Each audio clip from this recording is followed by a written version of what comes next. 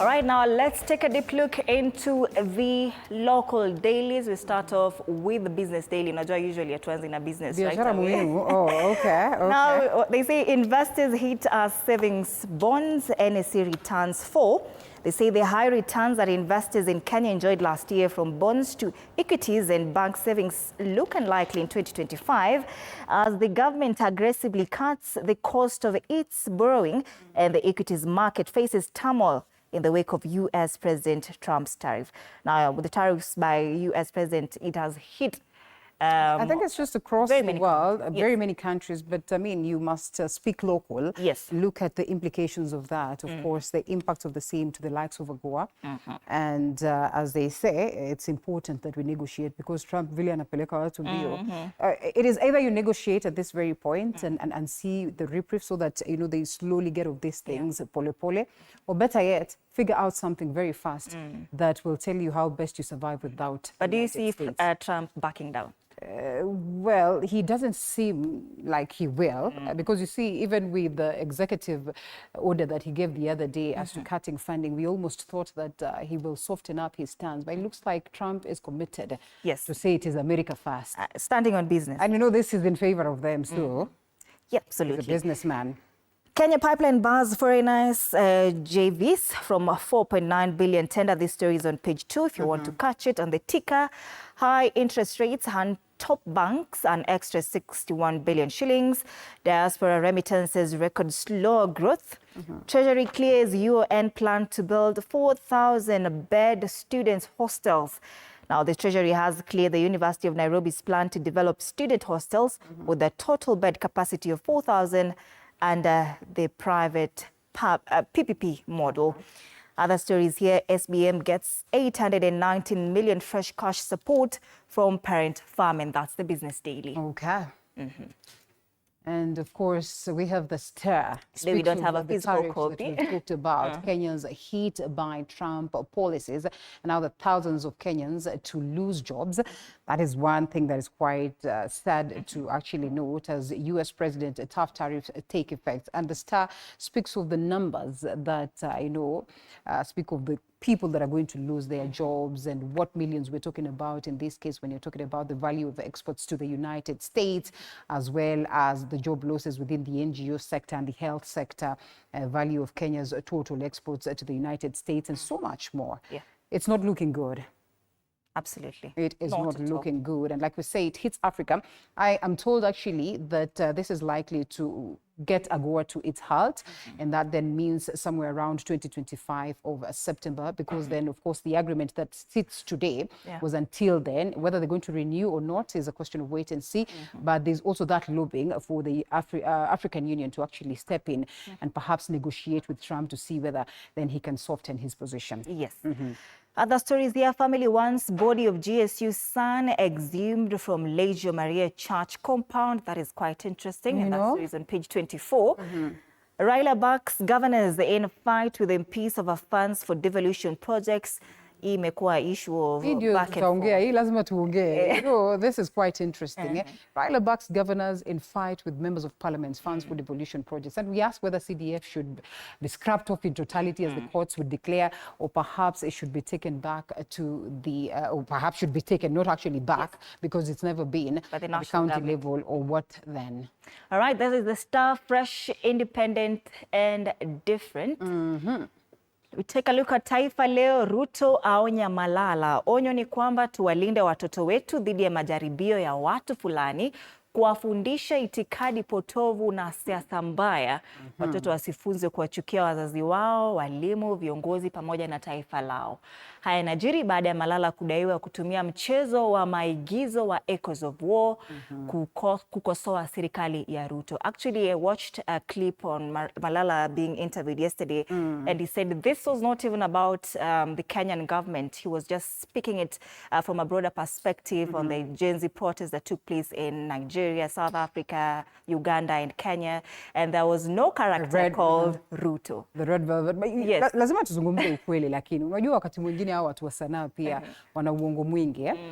Kiukweli ni kwamba anazungumzia siasa za hizi sehemu zote, lakini pia kuna siasa ya Kenya pale ndani au mle ndani.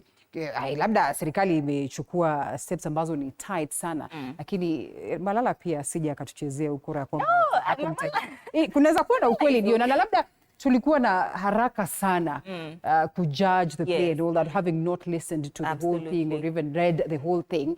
Anaweza akawa kuna point, lakini tusidanganyane ya kwamba pia kuna tatizo, kwa sababu anapofanya hii interview anaanza kwa kusema kwamba kuna tatizo katika jamii. Kwa hiyo lazima tu address hizo tatizo. Unaposema hivyo alafu tena unasema uzungumzii Kenya, unasema nini? Maybe jamii across the world we are facing sana kiyo cha jamii, kwa hiyo anaruhusiwa sana wasanii na sana. All right.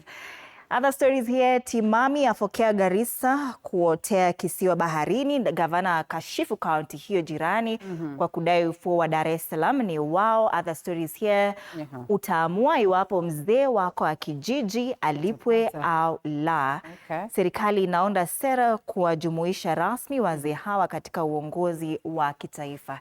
Interesting. Other stories here. The story on Palm Sunday, Jumapili ya mitende. Picha hii picha hii ni ya waumini wakishiriki katika matembezi mji wa Nyeri. On the top strip, maeneo mapya ya utawala sasa yazua joto. Wanasema kwamba maseneta wataka serikali ifafanue jinsi iliyafikia maeneo mapya 1100 ya utawala. Masuala ya spoti pale, Liverpool waandama harufu ya taji. Ushindi wa jana dhidi ya West Ham wawasogeza karibu na ubingwa. Taifa Leo. Okay. The Standard newspaper. Gold money deals. Yes. Wanatupatia hapa picha. Of course, that is Hemed T. Hemed amekuwa mkali. Leader of Rigiji. Hataki mchezo. Kabisa. So what they're talking about is the alleged gold smuggling that is coming from Sudan, coming through Kenya and of course to the UAE. Wanaweka pale picha, wanasema kwanza inatoka kwa Hemed T, comes to a president and then goes to the president of the United Arab Emirates in Dubai. And this of course is after former Deputy President Rigathi Gachagua alikuja akasema kwamba the government is partaking in illegal deals, just trying to bring of course gold into the country. And Gachagua claims that Ruto is enabling illicit flow of gold from Sudan to global markets. And the UN Security Council has expressed concerns about Kenya's involvement in the Sudan war. Itakuwa ni vizuri tuzungumzie hili, na nafikiri later on we will try and get the brains of the gentleman that we have on set as to the same. Ukweli ni kwamba labda Rigiji anaweza kawa anasema tu kwa sababu ya sira zake, lakini huenda ni vizuri we get into the bottom of it, because then if of course our president is implicated, automatically the country is implicated in this case, and especially when it comes to the concerns of politics. Wanasema kwamba if there's anyone who's running the politics, at least from the words of Rigiji, then it has got to be the president of this nation that is running the politics in Sudan. Absolutely. Now, just to quote the former DP before we continue, according to Gachagua, gold is trafficked from Sudan through Nairobi and then onwards to Dubai with the president's tacit approval, which in turn forced the RSF's arms purchases and money laundering activities. He's quoted here saying the president has put his personal and commercial interests ahead of the country's interest. He told, of course, reporters, I was looking for a certain quote. He was quoted somewhere saying he welcomed Hemed T, and then all of a sudden he was chased out of that meeting, and then he could not just sit there and listen to what was being talked about because it wasn't the nation's matter, but President William Ruto's issue and Hemed T. And of course, beyond that, they talk about the politics, and Musalia Mudavadi then says that there's no parallel government for Sudan was formed in Nairobi. Kenya abhors the Balkistan of sovereign states, or balkanization, of sovereign states, and supports a unified Sudan for the people of Sudan. Okay. On the top strip, Mount Kenya is in government to stay, MPs say, and they were speaking yesterday in Kiambu County, of course, where I think they made a donation of 10 million for the border people there, and the women of Kiambu County. And Anasema kwamba Kiambu County has benefited so much from the Kenya Kwanza government, of course, even as they work towards fulfilling the bottom-up economic agenda. And they're talking about the scramble for the mountain. We'll be looking at that later on the cartoon edition. 21 killed, 83 injured in Russia attack, and work at Kip Keino Stadium stalls again. Kina Arosho will be here to talk about that, of course, Monday. Yeah? Okay. Yes. That's the Standard People Daily. The shame of abandoned CDF projects, and audit reveals massive irregularities in execution of works that have gobbled up millions of taxpayers' money. To keep CDF or not, or perhaps to take it to the county or not, is what people are asking. Okay, MPs on the spot. Wako hapa. Wamechukua pesa lakini projects zimekwama. What is this that they're not doing right, or what is this that others are doing right that others are not doing? Should they still maintain the CDF ama wabaki na roles zao ambazo wanasema ni oversight, legislation, representation? Okay. Don't want to miss out on that conversation today. Yes. Ruto at pains to explain gains in North Rift tour. Okay. This is interesting. His tours are so many. Yes. Forget about the North Rift one. So many. And I think the president is just at pains to explain every other, gains that he's made in the different tours that he's made. Western Kenya, the recent Mount Kenya. This week, ako Narok, after Narok, ako China, so many as you see. Okay. Members of Parliament raised the alarm on the use of harmful pesticides. Mashamba kidogo. Na unajua hata Rigiji pia alizungumzia aside from the pesticides akazungumzia fertilizer. Kwa hiyo tuko na trouble pale mbele. So if we're going to use the wrong pesticide or harmful pesticides, what does that mean? Still, MPs Valley, they probe a 3.8 billion shillings idle in a car loan scheme. Okay. And that's the People Daily Nation. We have a physical copy here. Yes. Queries over billions in Swiss banks. Evading scrutiny is the question being asked here. Billions of shillings collected from foreigners traveling to Kenya by President William Ruto's administration was banked in Swiss accounts in a questionable deal reminiscent of the Uhuru Kenyatta government's diversion of Eurobond proceeds to offshore accounts to bypass the consolidated fund. Same script. Some 6.5 billion shillings in e-visa revenues was channeled to Swiss account instead of the consolidated fund. Wanasema kwamba script inajirudia pale. Script inajirudia siku zote. Nakumbuka there's a time walikuwa nasema zile pesa ambazo zimekuwa stashed abroad, Swiss accounts, zirejeshwe. I think the process of kurejeshwa, the question is zinaenda wapi? Somewhere in between hapo katikati zinapotea. Yes. So well, same script, but we hope that then this can be addressed because it is as well alarming. Absolutely. And an indictment to the government of the day. Other stories here. Moses Kuria banks and his wife to save 100 million shillings property. And Justice Jacqueline Mogeni last Friday blocked Garama Investments from auctioning the Juja apartments after Mr. Kuria's wife, Joyce Njamiga Thungu, filed a case arguing that both the Ruaka and Juja properties are matrimonial assets. Now, properties Moses Kuria were to be auctioned last week, of course, by Equity Bank. And now they say that the wife is coming in to just save the husband. Protect, for better, for worse. That which, it's not even for better, for worse. Me, I'm not about to fight to make sure that we build an empire and then someone comes to crumble it down just like that. We fight. We fight. Yes. State probe implicates Medihill in trafficking of body organs. Too bad. This is not the first time. Last year, they had the same case about kidney transplants issues. They're saying that they were trafficking body organs. The question is why they're still allowed to operate. Yes. And I mean, they still have the licenses. I mean, there must be something that we are not being told here. Okay. On the top strip, looting spree in counties means overnight millionaires, they say, wale wafanyikazi wa counties.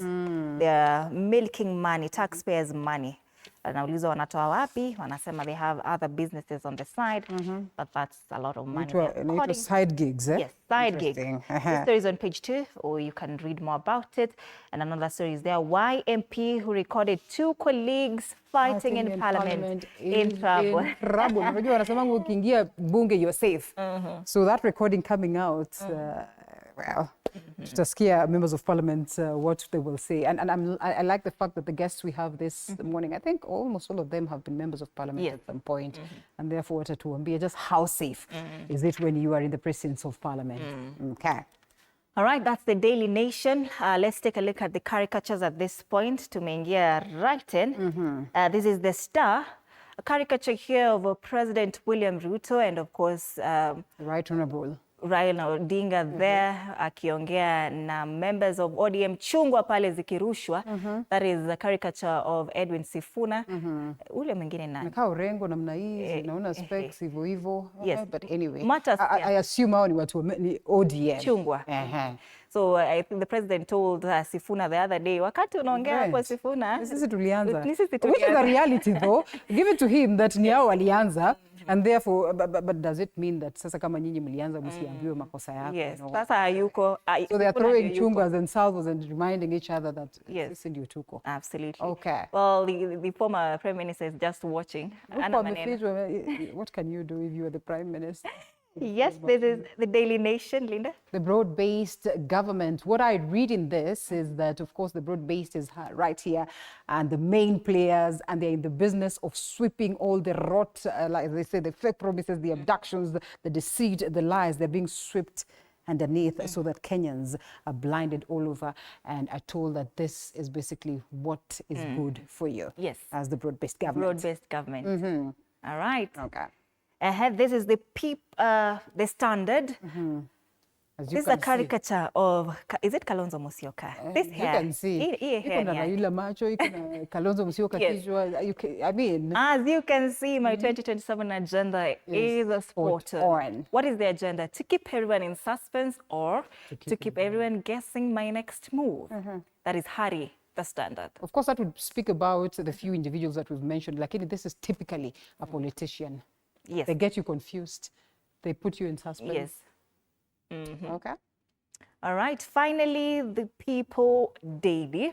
Scramble for the mountain. It is Ruto there. I'm the kingpin. It is Kalonzo on the other side, pretty much part of the mountain.